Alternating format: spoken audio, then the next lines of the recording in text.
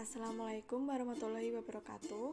Sebelumnya, perkenalkan, nama saya Suci Puji Astuti, nomor absen 29 dari kelas 12 Kimia Analisis B. Di sini saya akan menjelaskan mengenai materi tentang termodinamika. Pengertian termodinamika. Termodinamika merupakan ilmu yang mempelajari perubahan energi kalor menjadi bentuk energi lainnya. Termodinamika 1. Hukum kekekalan energi, yaitu energi tidak dapat diciptakan atau dimusnahkan, tetapi hanya dapat diubah dari satu bentuk ke bentuk lainnya.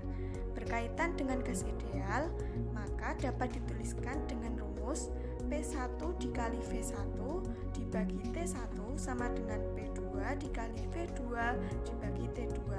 P sebagai tekanan, V sebagai volume, dan T sebagai suhu. Penambahan kalor akan meningkatkan energi dalam partikel-partikel gas, sehingga sistem memberikan usaha kepada lingkungan, dan dapat dinyatakan dengan rumus Q sama dengan delta O ditambah dengan W. Q adalah kalor. Jika Q bernilai positif, berarti sistem menerima panas. Jika Q bernilai negatif, maka sistem melepas panas. Delta U adalah perubahan energi dalam. Jika delta U bernilai positif, maka energi dalam naik. Dan jika bernilai negatif, maka energi dalam turun. W adalah usaha. Jika nilai W positif, maka sistem melakukan usaha. Dan sebaliknya, jika bernilai negatif, maka sistem menerima usaha. Terdapat 4 jenis kondisi dalam termodinamika, yaitu 1. Isobarik, 2. Isohorik, 3. Isotermis, dan 4. Adiabatik. Pertama, proses isobarik. Proses isobarik adalah proses perubahan keadaan gas pada tekanan tetap. Karena pada isobar mempunyai tekanan yang tetap atau sama, maka persamaan keadaan isobar yaitu V2 dibagi T1 sama dengan V1 dibagi T1. Pada suatu proses isobarik, grafik itu membentuk garis lurus horizontal, dan usaha yang dilakukan sama dengan luas grafik yang diarsir. Jadi, usaha isobarik yaitu tekanan dikalikan dengan delta V atau selisih dari volume. Kedua, proses isohorik. Proses isohorik atau isovolumik adalah proses perubahan gas pada volume tetap. Karena memiliki volume tetap, maka perbandingan gas idealnya adalah P2 dibagi T2 sama dengan P1 dibagi T1. Dan karena memiliki volume tetap, maka tekanan gas di dalam wadah akan naik, sehingga usaha yang dimiliki sama dengan 0. Berdasarkan gambar berikut, grafik suatu proses isohorik adalah suatu garis lurus vertikal. Luas daerah di bawah grafik adalah 0, menunjukkan bahwa tidak ada usaha yang dilakukan oleh gas.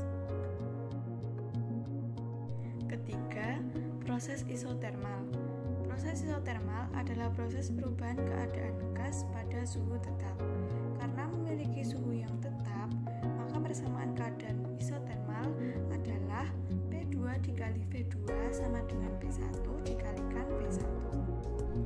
Pada proses isotermal menghasilkan grafik seperti pada gambar.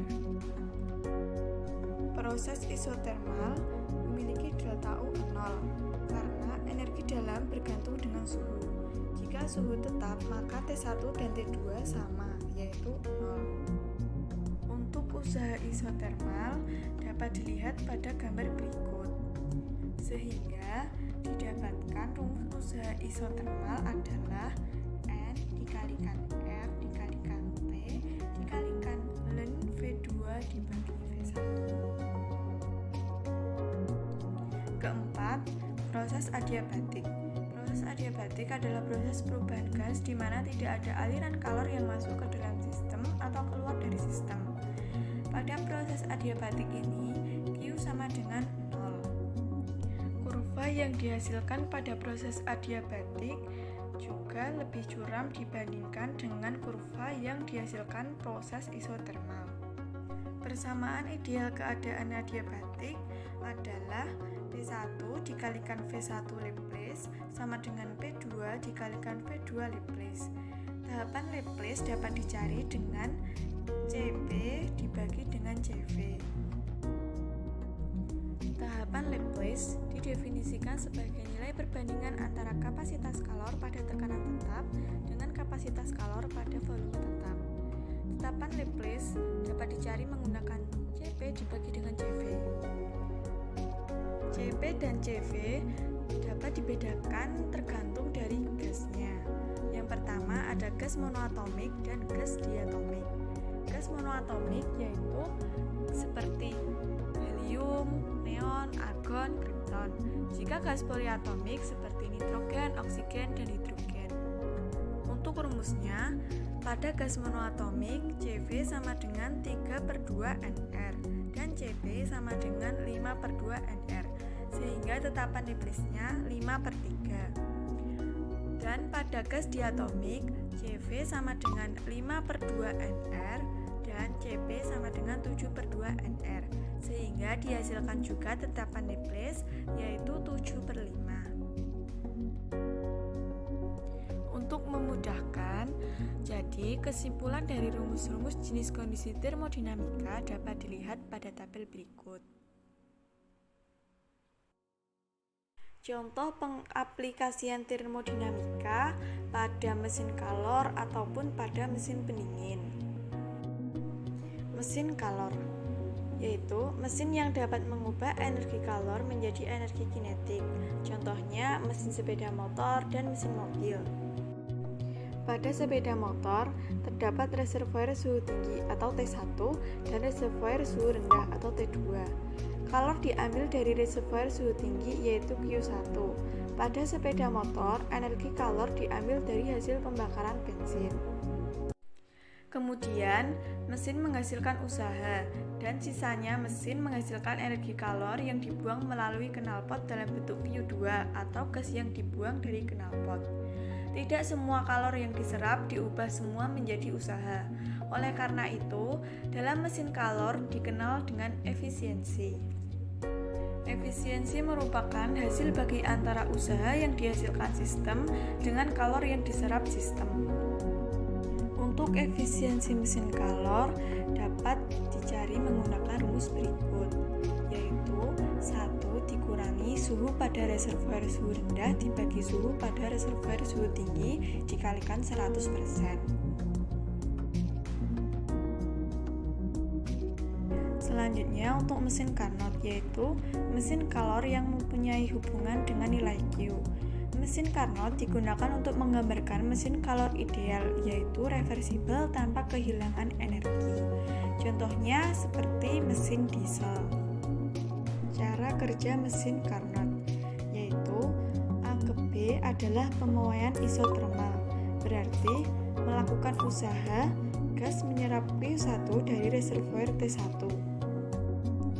B ke C adalah pemuaian adiabatik, yaitu melakukan usaha.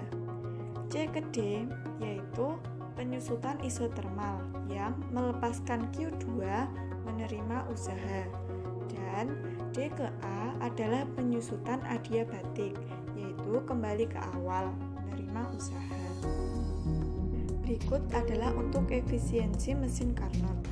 Semakin tinggi nilai efisiensi, maka semakin baik pula pembakaran pada mesin. Berikut adalah sedikit penjelasan tentang materi termodinamika dari saya. Sekian dan terima kasih. Wassalamualaikum warahmatullahi wabarakatuh.